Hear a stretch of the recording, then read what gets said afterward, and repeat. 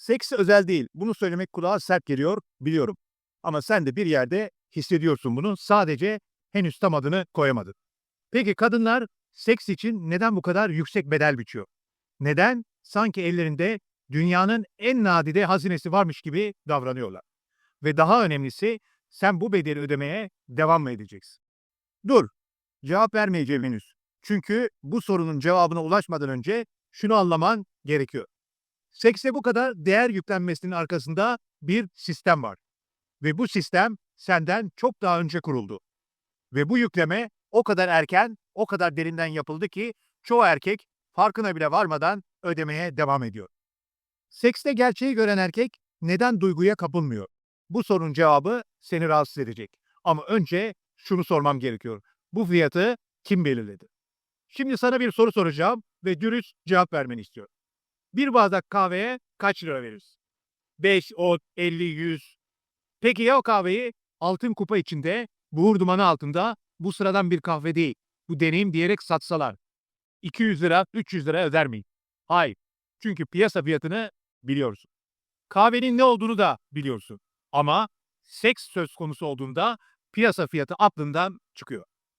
Ve işte tam bu noktada kayıp başlıyor. Sen sanıyorsun ki seks gerçekten o kadar değerli, o yüzden bu bedeli ödemek zorundayım.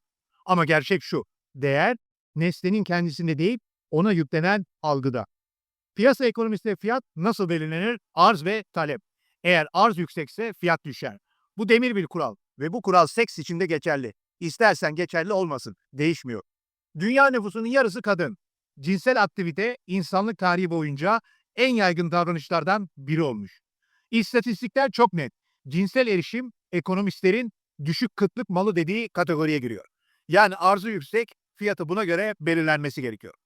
Ama bir kadın sana gelip ben özel biriyim, benim fiyatım farklı dediğinde ne oluyor? İşte burada devreye duygular giriyor. Ve duygular devreye girdiğinde ekonomi pencereden atlıyor. Şimdi şunu düşün. O kadın sana özel ne hissettiriyor? Gözlerinin içine bakıyor, sesi değişiyor, sanki sadece sen varsın dünyada. Ve sen inanıyorsun. Çünkü hissetmek, bilmekten daha hızlı çalışıyor. Ama aynı anda, aynı şehirde kaç kadın, kaç farklı erkeğe tam olarak aynı hissi yaşatıyor? Bu soruyu hiç kendine sordun mu? Fiyat gerçek değil, his gerçek. Ama his fiyatı belirleyemez. Peki bu fiyatı kim belirledi? Ve sen neden kabul ettin? Kim belirledi? Önce toplum, sonra din, sonra o sana bakan gözler. Şimdi şunu düşün. Bir çocuğa küçüklüğünden beri şunu söylesen. Ekmek kutsal bir şeydir. Onu hak etmek için çok çalışman gerekir. Ona layık olmayan aç kalır. O çocuk büyüdüğünde ekmeğe nasıl bakar? Korku ve saygıyla.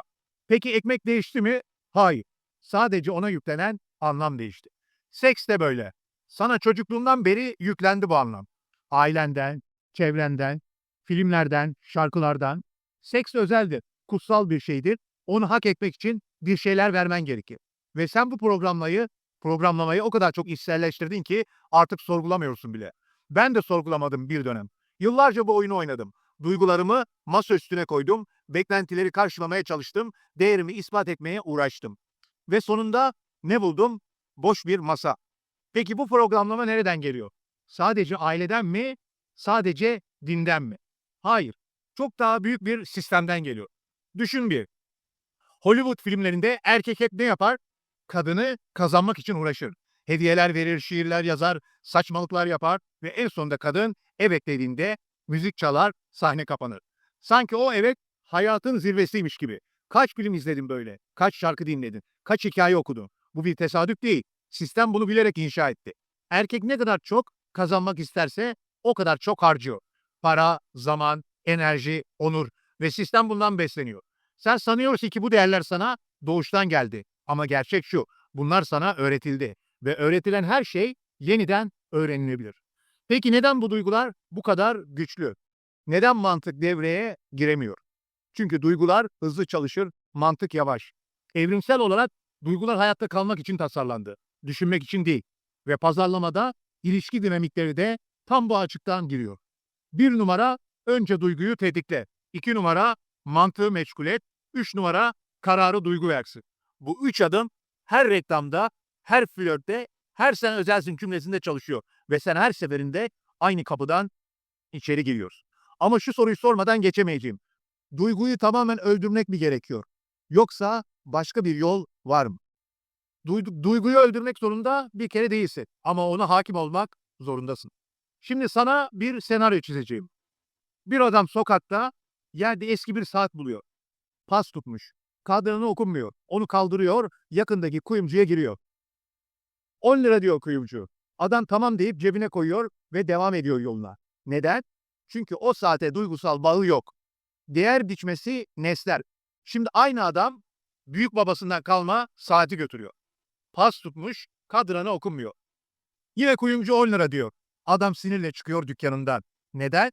Çünkü saate yüklediği anlam saatin gerçek değerini gölgeledi. Seks işte tam da bu. Sen sanıyorsun ki duygusal değer vermek doğal hatta erdemli. Ama gerçek şu. Duygusal değer körleştirir ve körleştiğinde piyasanın seni nasıl gördüğünü göremez. Gerçeği gören erkek ne yapıyor? Duyguyu hissediyor, evet, ama saati netten değerlendirebiliyor. Karşısındaki kişiyi, ilişkiyi, teklifi duygusuz bir gözle de okuyabiliyor. Bu onu soğuk yapıyor, soğuk yapmıyor. Bu onu uyanık yapıyor. Şimdi soru sormak istiyorum sana. Hayatında kaç kez bu saati yanlış değerlendirdin? Kaç kez bu özeldir, bu farklıdır dedin ve yanıldın? Bir kez mi, iki kez mi, yoksa saymayı bıraktın mı artık? Çoğu erkek saymayı bırakıyor. Çünkü saymak acıtıyor. Ama acıyı görmezden gelmek bir sonraki hatayı hazırlıyor. Peki bu bakış açısı nasıl kazanılıyor? Ve bu farkındalığa ulaşmadan önce ne kadar daha bedel ödüyorsun? Bedel. Bu kelime üzerinde biraz duralım. Para mı? Hayır. Sadece para değil. Zaman? Evet. Enerji? Evet. Ama en ağır bedel bunlar değil.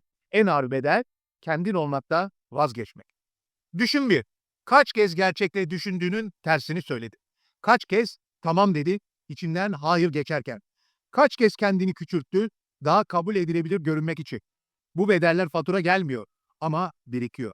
Ve bir gün sabah aynaya baktığında tanımadığın biriyle orada karşılaşıyorsun. Sen sanıyorsun ki bu fedakarlıklar ilişkiyi güçlendiriyor. Ama gerçek şu, inan bana, kendinden vazgeçtikçe karşındaki için değerin düşüyor. Paradoks gibi görünüyor ama bu piyasanın demir yasası. Neden? Çünkü arz talep burada da işliyor. Sen ne kadar kolay ulaşılabilir olursan değerin o kadar düşük algılanıyor. Bu acımasız ama maalesef gerçek. Ve şunu da bil, bu sadece seks için değil, ilişkinin her alanında geçerli. Zamanını çok kolay veriyorsan değersizleşiyor. Enerjini çok kolay harcıyorsan önemsizleşiyor. Duygularını çok kolay gösteriyorsan sıradan görünüyorsun. Kıtlık değer yaratır. Bu ekonominin yasası ve bu yasa ilişkilerde de işliyor. Sen kabul etsen de etmesen de. Gerçeği gören erkek hem hissediyor hem görüyor, hem bağlanıyor hem mesafesini koruyor. Bu çelişki değil, bu bir denge. Ve bu dengeye ulaşan erkek ne seks için fazla bedel ödüyor ne de yalnız kalıyor. Ama bu dengeye ulaşmak için önce bir şeyi kabul etmen gerekiyor. Ve o kabul çoğu erkeğin ömrü boyunca yapamadığı şey. O kabul şu: seks özel bir şey değil. Duygular önemli ama karar vermemeli. Bu iki cümleyi anlamak için çoğu erkek onlarca yıl, onlarca ilişki ve onlarca hayal kırıklığı yaşıyor. Sistem sana tam tersini öğretti ve sen de inandın. Çünkü inanmak kolaydı. Gerçeği görmek kolay değil ama görünce bir daha eskisi gibi göremiyorsun. Bu hem kayıp hem de özgürlük. Kadınlar seks için bu kadar değer biçiyor çünkü sen buna izin veriyorsun. Duygularına bıraktığın her karar bu fiyatı yukarı çekiyor ve sen ödemeye devam ediyorsun. Çoğu erkek bunu 40'lı yaşlarında yıkılmış bir evliliğin enkazından anlıyor. Sen şimdi anladın. Bu fark küçük görünüyor ama hayatının geri kalanında ne kadar büyüyeceğini şimdiden asla bilemez.